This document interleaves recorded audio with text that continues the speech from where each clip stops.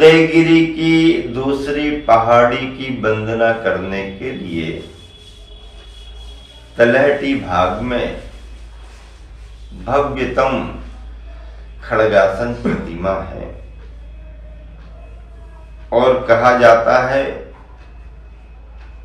कि मुनि सुब्रतनाथ भगवान की वह दीक्षा कल्याणक स्थली है। क्या कहा जाता है? मुनि सुब्रतनाथ भगवान की दीक्षा कल्याणक स्थली है। ऊपर पहाड़ पर भी मंदिर में खड़गासन प्रतिमा है, भव्यतम मनोज्ञ प्रतिमा है। चरण भी बने हुए हैं।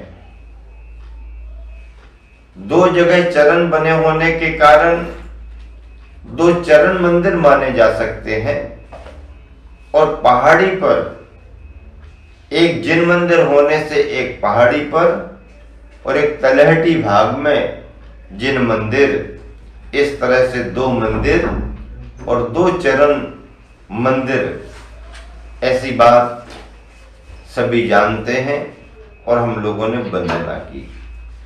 श्वेतांबर मंदिर भी दोनों पहाड़ियों पर मिले, उनकी भी भावनाएं, मान्यताएं उस स्थान को लेकर के रही। उन्होंने भी अपने मंदिर बनाए। उदयगिरी पर वैसा ही क्रम रहा। हम सभी ने बैठ करके भगवान की वंदना भक्ति तो की ही, योगी भक्ति का विशेष पाठ किया।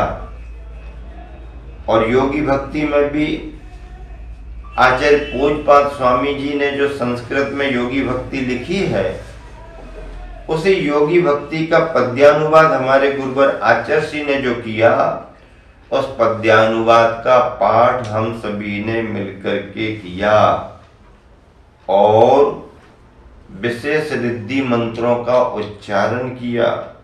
नमो जिनानम, नमो ओहि जिनानम, नमो सब्बोहि जिनानम, नमो अनंतोहि जिनानम आदि आदि गणधर वलय में जिन मंत्रों का उल्लेख है, सठखंडागम सूत्र ग्रंथों में जिन मंत्रों का सूत्र रूप में उल्लेख है, मुनियों के प्रतिक्रमण पाठ में जिन रिद्धि संपन्न मुनियों को याद किया गया, उन मंत्रों को, उन सूत्रों को भी हम सभी ने पाठ करके आनंद का अनुभव किया। सिद्ध भक्ति तो प्रत्येक टोंक पर या प्रत्येक पहाड़ियों पर की ही जाती है, क्योंकि यह संपूर्ण भूमि सिद्ध भूमि मानी जाती है।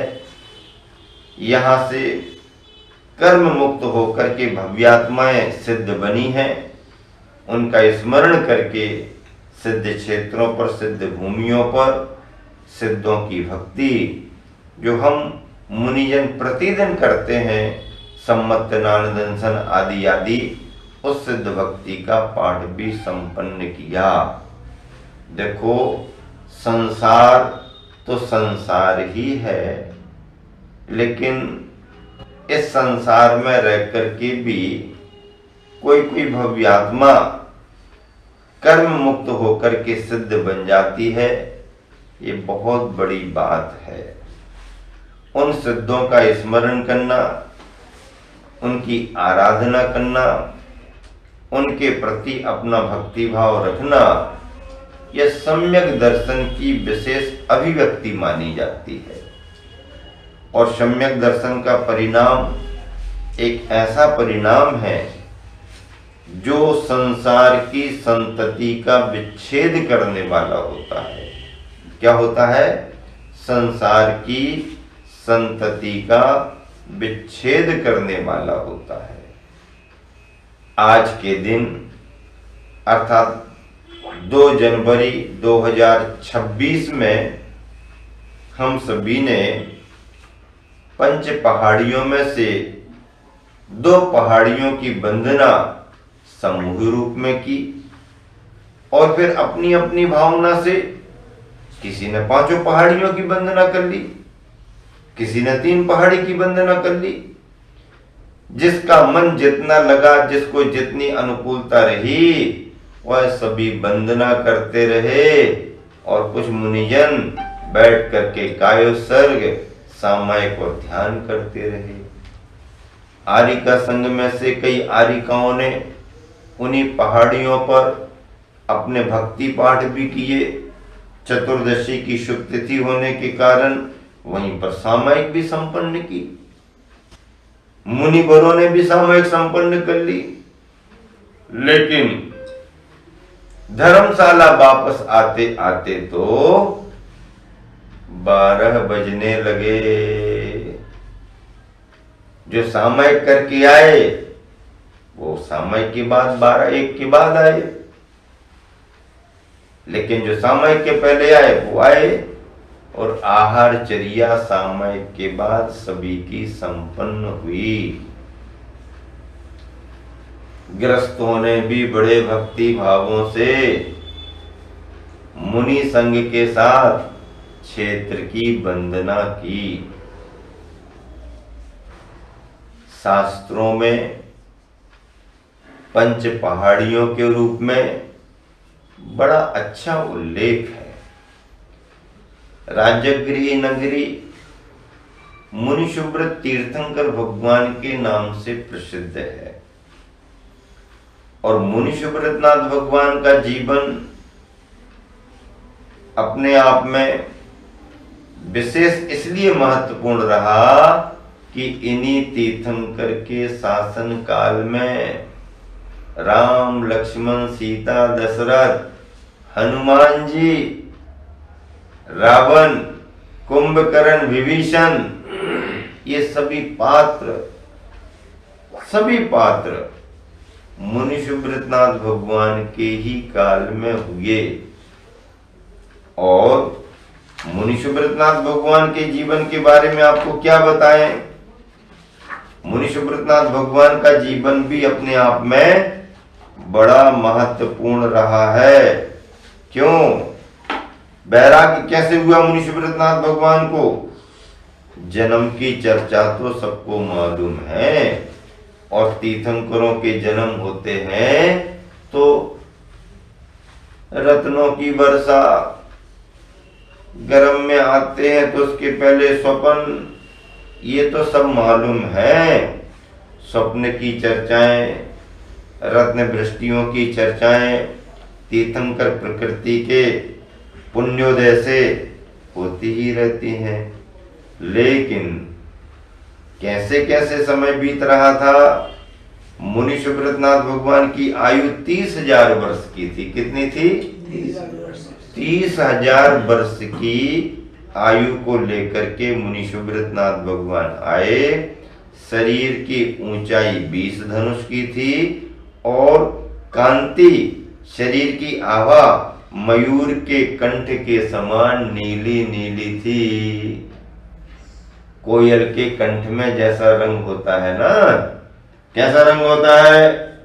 देखो, ये ऊपर का तो वैसा हो गया, ये देखो, ये ऐसी नीली नीली के की कंठ समान बपू, ऐसा कहते ना। तो मुनिशुभ्रनाथ भगवान के शरीर की कांति मयूर के कंठ के समान नीली थी। और कुमार काल के 7,500 वर्ष बीत गए तो उनके लिए राज्याभिषेक हुआ और वो राजा बन गए। इस प्रकार राजपाट करते हुए किसी एक दिन, इस प्रकार जब उनके 15,000 वर्ष बीत गए, तब किसी एक दिन गरजती हुई घन घटा के समय आकाश में बादलों की गड़गड़ाहट हो रही। तो उस गड़गड़ाहट को उनकी याग हस्ती ने वन का स्मरण कर खाना पीना बंद कर दिया। जिस समय घटाओं की आवाज हो रही, उसी समय उनके हाथी ने उस हाथी को जंगल का स्मरण आ गया, उस हाथी का संस्कार जंगल का रहा होगा, तो जंगल की स्मृति उसे आ गई, तो उसने फिर खाना पीना बंद कर दिया। महाराज मुनि सुब्रतनाथ अपने अवधि ज्ञान रूपी नेत्रों के द्वारा देखकर उस हाथी के मन की सब बातें जान गए। वे कुतूहल से भरे हुए मनुष्यों के सामने हाथी के पूर्वों से संबंध रखने वाला वृत्तांत उच्च एवं मनोहर वाणी से इस प्रकार कहने लगे कि पूर्व में ये हाथी जो है ना, पूर्व में हाथी तालपुर नगर का स्वामी नरपति नाम का राजा था। वह अपने उच्च कुल के अभिमान आदि खोटी खोटी लेस्यों से इसका चित्त सदा घिरा रहता था।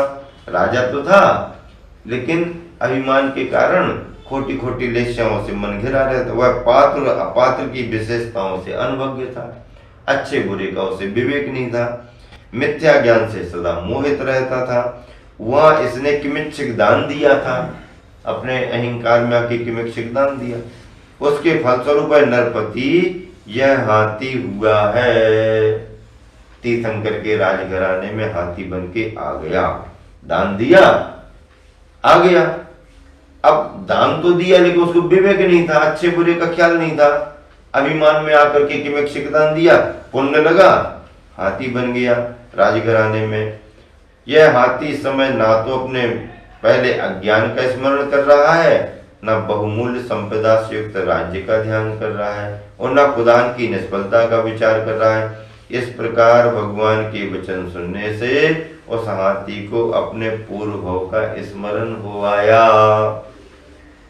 इसलिए उसने शीघ्र ही सम्यक यानी सम्यक दर्शन और संयम अर्थात देश व्रतों को धारण कर लिया।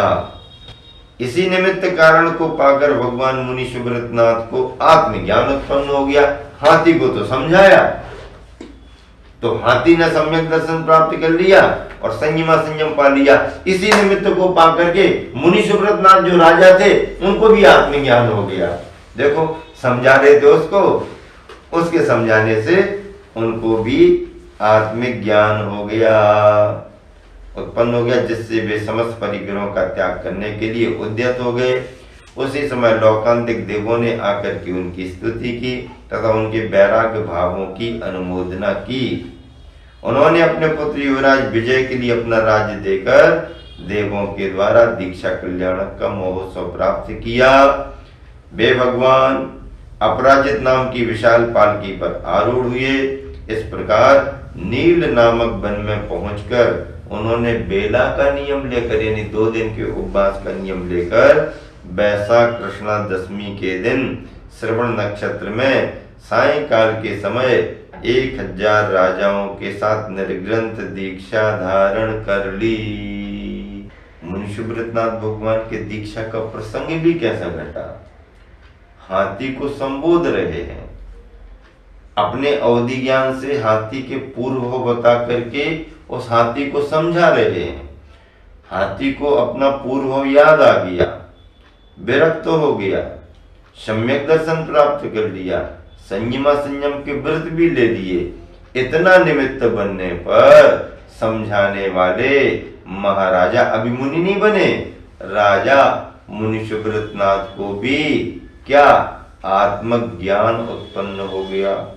आत्मज्ञान उत्पन्न हो गया का मतलब पहले उनको आत्मज्ञान नहीं था क्या? आत्मज्ञान तो था, सम्यक दर्शन तो उनके पास भी था, अवधि ज्ञान तो उनके पास भी था, लेकिन मोह के संस्कार ग्रस्त जीवन के राजा थे, बने रहते हैं। तो मोह का संस्कार खत्म होना ही आत्मज्ञान उत्पन्न होना माना जाता है। और ऐसा मोह का संस्कार समाप्त होते ही वैराग्य भाव उन्हें आ गया। अब वैराग्य भाव आ गया तो फिर क्या किया उन्होंने? अपने बेटे को बुलाया और उसके लिए राजपाट दे दिया।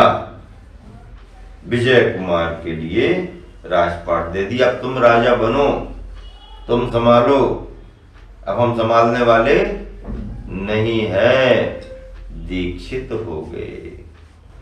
तीर्थंकरों की दीक्षा के कल्याण बड़े महत्व रखते हैं। और देखो अपन पंच कल्याण को में देखते हैं, तीर्थंकर भगवान का दीक्षा कल्याणक होता है, कितना महत्व रहता है। पालकी कौन उठाएगा, पंचमुष्टि केसलुंच होते हैं, आदि आदि। ये तीर्थंकर भगवान के दीक्षा कल्याणक की बात है। ऐसे मुनि सुब्रतनाथ भगवान के लिए इस राजगृही नगरी में गर्भ कल्याणक भी, जन्म कल्याणक भी, दोनों कल्याणक तो जहां भी होते एक साथ होते हैं, पर दीक्षा कल्याणक का भी क्रम बना और इसी नगरी में ज्ञान कल्याणक का भी क्रम बना। ये नगरी के उद्यान बगीचे माने जाते हैं। आज अपन जिनको पहाड़ियां कह रहे हैं, पहले राजधानी थी बहुत बड़ी। तीर्थंकर भगवान के समय भी राजधानी रही और भारतीय इतिहास में भी राजवंश और राजघरानों की चर्चा आती है तो राजाओं का इतिहास राजगृह नगरी से ही प्रारंभ होता है। हाँ, महावीर भगवान के समय ही रहने वाले सम्राट श्रेणिक पहले राजा और महारानी चेलना भारतीय इतिहास से बड़ा समृद्ध है। तो ऐसे संबिंबिसार राजा श्रेणिक, सम्राट श्रेणिक, यहां से ही राजघराने, राजाओं की वंशावली शुरू होती है और उनकी वंशावली में एक से एक नाम आते गए, एक से एक नाम आते गए नाम और वंश चलते गए। पहले राजगृही नगरी राजधानी थी, फिर इसके बाद इसको स्थानांतरित करके पाटलिपुत्र पटना को राजधानी बनाया गया। ऐसे सब होते रहे। तो इस प्रकार से मुनि सुब्रतनाथ भगवान की ये कल्याणक भूमि है और जैन इतिहास, बौद्ध इतिहास और वैष्णव इतिहास भी इस राजगृही राजगीर से जुड़ा हुआ है। 3 पहाड़ियों की वंदना और शेष है, उसको भी संपन्न किया जाएगा।